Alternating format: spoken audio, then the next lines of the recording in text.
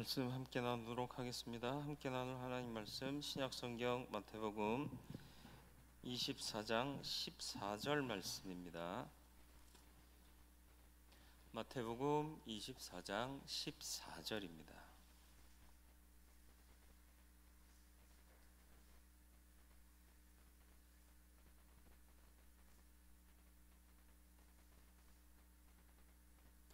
같이 한음성으로 합독하겠습니다. 이 천국 복음이 모든 민족에게 증언되기 위하여 온 세상에 전파되리니 그제야 끝이 오리라. 아멘. 오늘도 기도의 자리에 나와 먼저 말씀을 통해 하나님의 뜻을 분별하고 그 뜻에 합당하도록 기도하기를 원하오니 우리의 기도를 말씀으로 인도하여 주옵시고 들은 말씀 삶으로 살아낼 수 있도록 성령 하나님께서 지혜도 주시고 권능도 주시옵소서. 예수님의 이름으로 기도드리옵나이다. 아멘. 우리의 믿음의 본질은 보이는 이 땅에서의 삶이 아니라 보이지 않는 약속하신 영원한 나라에서의 삶입니다. 그것을 바울이 고린도후서 4장 18절에 고백하고 있죠. 뭐라고요? 우리가 주목하는 것은 보이는 것이 아니요 보이지 않는 것이니 보이는 것은 잠깐이요 보이지 않는 것은 영원함이라. 하나님의 세계는 영원합니다. 그 천국을 바라고 살기 때문에 우리가 세상 유혹에도 초연할 수 있어야 되는 거죠. 초연할 수 있습니다. 아니면 초연하잖아요 라고 말하고 싶지만 초연할 수 있어야 되잖아요 라고 말해야 되는 심정을 아시나요? 사람은 어떤 종교를 가지고 사느냐에 따라서 삶의 태도가 판이하게 달라집니다. 정범모 박사님이 종교인과 교육이란 책에서 세 가지 부류의 종교를 분류했어요. 먼저 유교 불교를 먼저 한 의미로 봤는데 과거지향적이다라는 거죠. 불교, 유교인들은 중국의 요순시대나 추전국시대 이런 것들을 말하고 또 죽은 선조의 업적들을 말하고 날마다 족보를 뒤적거립니다. 앞으로 나아가기보다는 뒤로 돌이키죠. 그래서 과거에 뭔가 잘못했기 때문에 지금 안 풀리는 거예요. 그러면서 과거의 문제를 해결해야 된다고 자꾸 구타라고 그러고 그러지 않습니까? 이슬람은 현세지향적이에요. 현세지향적이라는 게 내세관이 없다 그런 개념이 아닌데 그들의 내세관이 있는데 그 내세관을 잘 보면 현실적이고 현세적이다. 무슨 말이냐 하면 이슬람에서 순교하면요 수많은 아내를 거드리며 산대요. 여자는 어떻게 되나? 여자가 순교하면 수많은 남편을 거느리고 사나? 이게 말이 안 되는 거잖아요. 근데 이게 남성 위주의 이제 아주 전형적인 종교인데 그걸 갖고 목숨 건다는 거예요. 우리 기독교는 뭐예요? 미래지향적이면서도 가장 이상적인 미래를 지향하잖아요. 천국에 가면 시집가고 장가가는 일이 있다 없다? 없어요. 왜요? 완전하기 때문에. 더 큰 기쁨이 우리 안에 있을 거기 때문에. 이게 진짜 가치인 거지. 저는 이슬람이 믿는 그런 천국에는 가고 싶지 않아요. 순교해서 죽으면 여러 아내를 얻는 거 원치 않아요. 농담이니까 또 농담으로 들어야 돼요. 하나도 어려워 죽겠는데. 웃자는 얘기예요 진짜. 나 집에 들어가도 괜찮죠? 그런 거예요. 현세적이죠. 기독교의 신앙만이 정말 이상적인 미래지향적인 거예요. 그래서 참된 소망과 그 소망이 주는 위로는 예수밖에 없는 거예요. 저와 여러분들이 그래서 복받은 자들이에요. 근데 이 소망이요 이 세상의 달콤함에 젖어버리면 잃어버리기가 십상입니다. 그러니까 우리는 항상 종말론적인 신앙을 갖고 살아야 돼요. 항상 우리는 잊지 말아야 할 시간과 때 하나님이 약속하신 그 일이 벌어질 것임을 잊지 않고 살아야 한다라는 거죠. 본문을 통해서 붙들어야 할 주님의 약속, 크게 두 가지로 볼 수 있어요. 먼저 천국 복음이 온 세상에 전파될 거다. 하나님은 질서의 하나님이시고 계획을 통해 그 질서를 알 수 있어요. 하나님의 계획. 하나님의 계획은 후회가 없고 반드시 성취가 됩니다. 약속하신 바는 반드시 이루시잖아요. 시건치 않으신 하나님이시잖아요. 어느 누구도 이것을 막을 수 없잖아요. 온 세상 사람들이 다 반대해도 하나님의 계획은 이루어져요. 그러니까 다수결이 하나님 앞에서는 아무 의미가 없어요. 반대가 아무리 많아도 하나님이 뜻하시면 한 사람을 통해서라도 그 일을 이루신다는 거죠. 근데 오늘날 교회는 의사결정 뭘로 하죠? 다수결로 해요. 그러니까 못 믿겠다는 거죠, 서로를. 네가 기도한 게 맞냐? 진짜 기도해야 되는 거죠. 그러니까 기도합시다 그러면 가짜로 기도하지 말고 진짜로 기도해야 돼요. 그럼 하나님이 같은 마음 주실 거 아니에요. 우리가 같은 하나님께 기도하면 우리가 받는 응답이 같을 수밖에 없는데 왜 다르죠? 다른 하나님한테 기도하는 거예요. 하늘에 계신 하나님이 아닌 이 내가 만든 하나님한테 기도하는 경우가 너무 많다라는 거죠. 하나님의 역사를 통해 하나님은 반드시 계획하신 일들을 이루신다는 걸 잊지 마시고요. 역사상 보면 하나님의 계획을 막으려 했던 자들이 얼마나 많은지 몰라요. 지금도 하나님의 역사를 회방하려고 하는 노력들이 우리 눈에 보이지 않나요?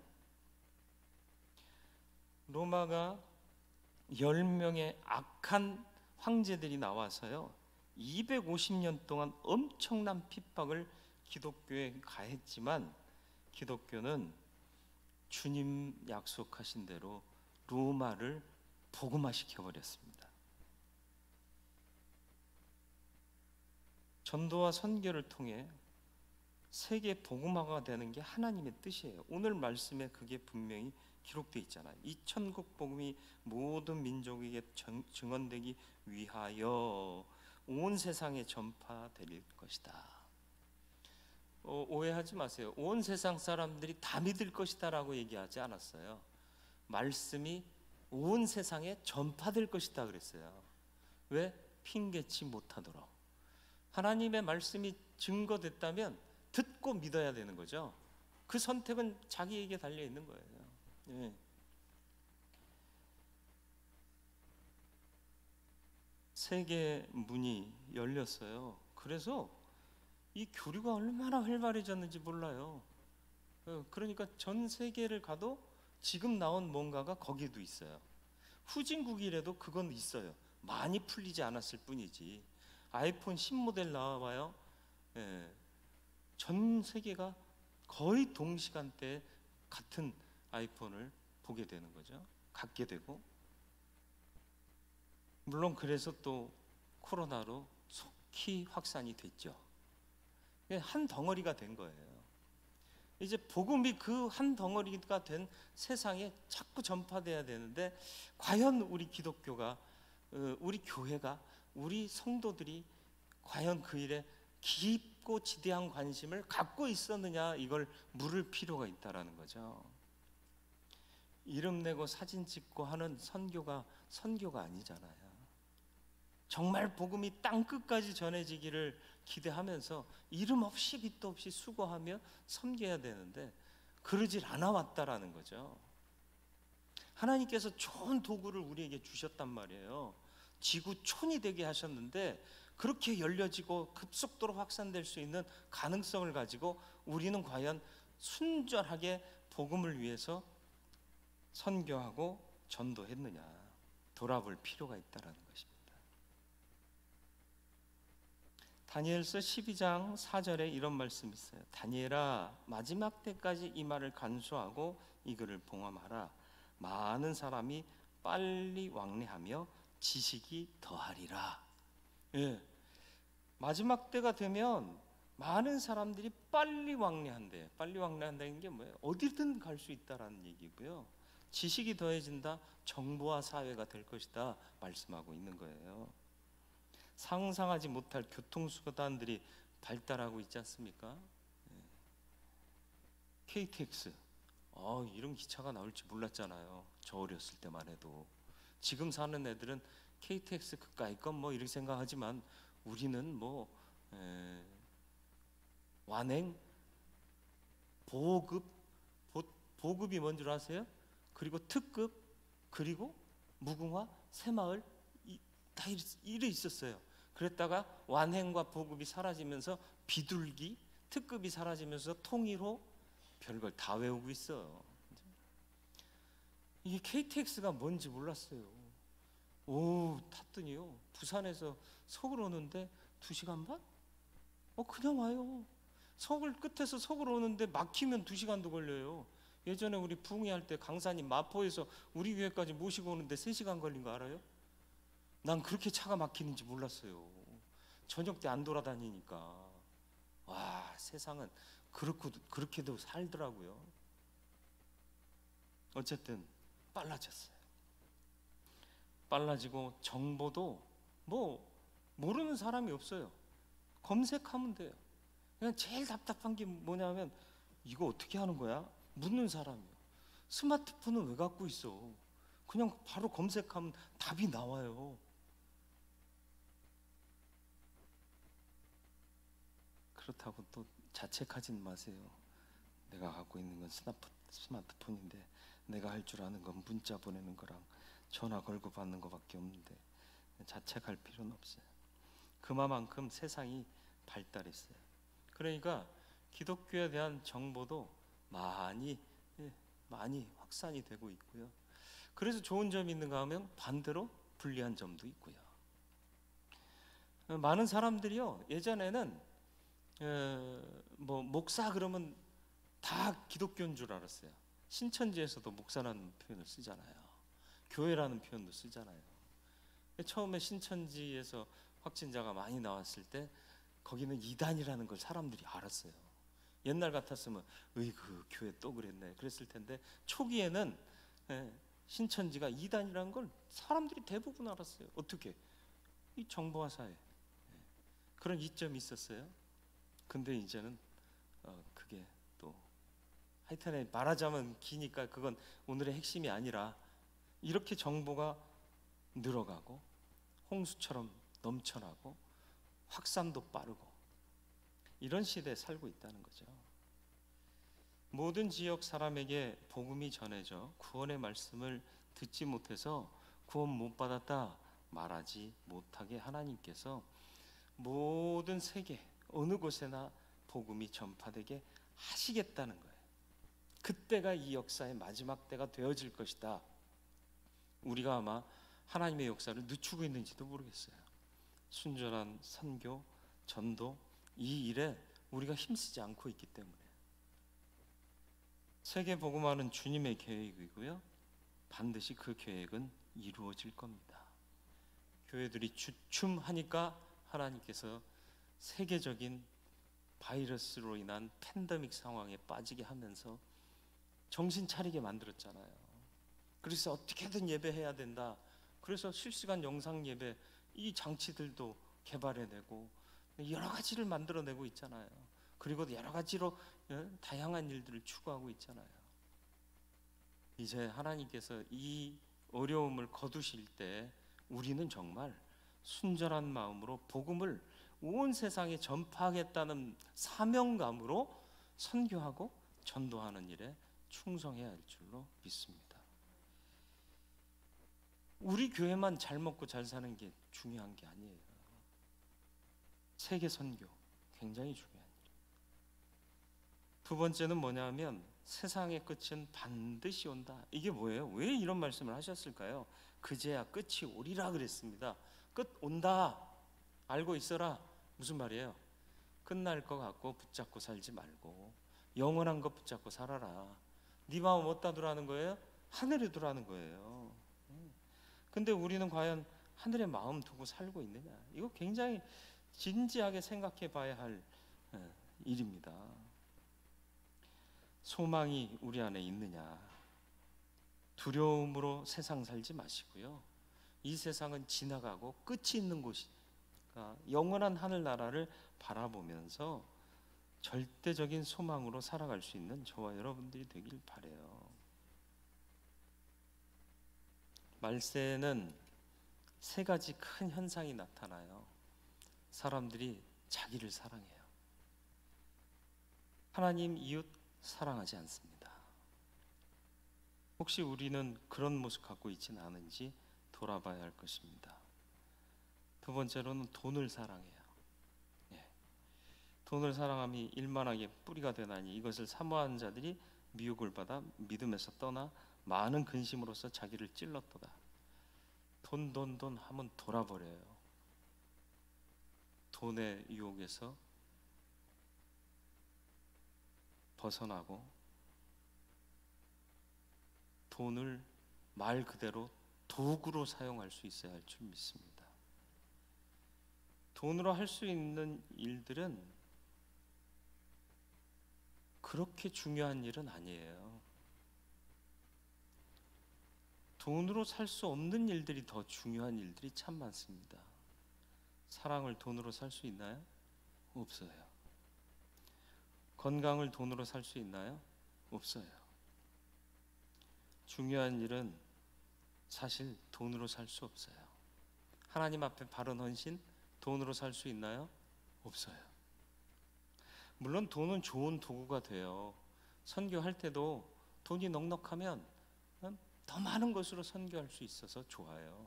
그러나 돈이 목적이 되면 굉장히 불편해지고 문제가 생기고 썩고 죽게 만들기도 합니다. 어떻게 헌신할 수 있느냐를 늘 모색하실 수 있기를 바라요. 또 사람들이 쾌락을 사랑한다 그랬습니다. 쾌락 사랑한다는 게 뭐예요? 철저히 현세적이라는 거예요. 현실에서 만족을 찾으려 한다는 거죠. 육신의 일만을 바라본다는 얘기입니다. 과연 우리는 이 땅에서의 육신의 즐거움에 빠져 하늘의 소망을 견고히 하지 못하고 있지는 않은지 돌아봐야 할 줄로 믿습니다. 그래서 반드시 끝이 있다. 이걸 기억하면서 하나님 나라를 바라보며 나아갈 수 있는 믿음의 사람들이 되시기를 주님의 이름으로 축원을 드립니다. 그러니까 의미 있는 일에 여러분의 건강을 쓰시고요. 의미 있는 일에 여러분의 돈을 쓰시고요. 의미 있는 일에 여러분의 시간을 쓰세요. 그 의미 있는 일이 뭐겠어요? 영혼을 준비하고 기다리시는 하나님께서 기뻐하실 그 일이 의미 있는 일 아닌가요? 만약에 그 세상이 없으면 이 세상 사람보다 더 불쌍한 자가 우리라고 바울이 오죽하면 그렇게까지 얘기하면서 반어적으로 얘기를 했겠느냐는 거예요. 끝날 것들 붙잡고 살지 마시고요. 영원할 것들을 위해서 내가 가진 것들을 투자하세요. 헌신하세요. 그러면 하나님께서 기뻐하시는 귀한 성도의 삶을 살다가 끝나는 그날에 주 앞에 섰을 때 부끄러움 없이 큰 상급 천국에서 누리며 영광 가운데 살아가는 하나님의 사람들이 다 되게 될 줄로 믿습니다. 이런 막힌 상황 속에서 할 수 있는 거는 돌아보는 거예요. 나를 돌아보는 거고요. 말씀에 집중하는 거예요. 유신 시대에 그 김진홍 목사님이 반정부 뭐 하여튼에 무슨 죄를 지었다고 잡아가지고 독방에다 넣었다는 거예요. 그러니까 그때 분노하고 막 죽고 싶은 마음 뭐 소리도 지르고 욕도 하고 그랬는데 결국은 스스로를 돌아보게 되더라는 거죠. 깊은 자아 성찰. 하나님께서 왜 내게 이런 고통을, 그러면서 이제 나를 돌아보게 되는 거죠. 내가 부족했던 점은 없었는가? 내가 하나님께 불충했던 일은 없었는가? 나는 잘한다고 스스로 뻐기고 있었지만 정말 하나님이 기뻐하시는 일은 하지 않고 주의 이름만 부르고 있지는 않았는가? 그러면서 유일하게 독방에도 주는 성경책을 몇 번이고 읽고 또 읽어서 말씀 묵상하는 가운데 은혜를 체험했다는 거 아닙니까? 저와 여러분들이 막힌 이 상황 속에서 이 기회를 놓치지 않는 하나님의 사람들이 되길 바라요. 그리고 뭘 준비해야 되느냐? 마지막을 준비하는 사람, 그런 믿음의 삶으로 이 인생을 살아갈 수 있게 되기를 주님의 이름으로 축원을 드립니다. 언젠가는 끝날 세상 하늘 소망으로 살자. 또 하나님이 원하시는 것, 온 세상에 복음이 전파돼야 된다. 선교하고 전도하는 거 우리의 본업이다. 잊지 마시고 이 일을 감당할 수 있는 저와 여러분들의 삶이 되기를 주님의 이름으로 축원을 드립니다.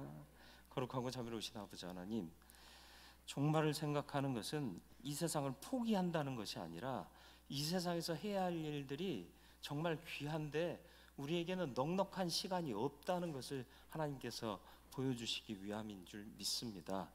우리가 좋은 기회를 얻고도 정보화 사회 또 스피드화된 시대에 살면서도 복음 증거에 순전한 마음으로 헌신하지 못했기에 어쩌면 하나님께서 이도저도 다 막아버리셨는지 모르겠습니다.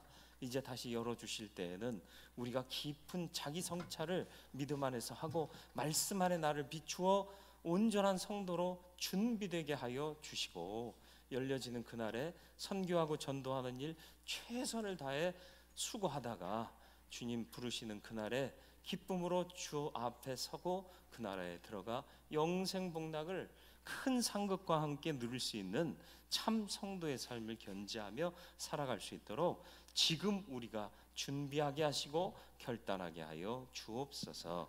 세상은 분명히 끝이 있습니다. 끝날 것들 붙잡고 아웅다웅하지 말게 하시고 영원을 준비하는 우리들 되게 하여 주사, 의미 있는 일에 시간 쓰게 하시고 의미 있는 일에 돈 쓰게 하시고 의미 있는 일에 건강 쓰게 하여 주시어서 하나님이 기뻐하시는 성도로 살아가는 우리 모두가 되게 하여 주옵소서. 그래서 종말이 전혀 두렵지 않고 오히려 기쁨으로 기다려지는 참 그리스도인의 모습이 우리 안에 있게 하여 주옵소서. 예수님의 이름으로 기도드리옵나이다.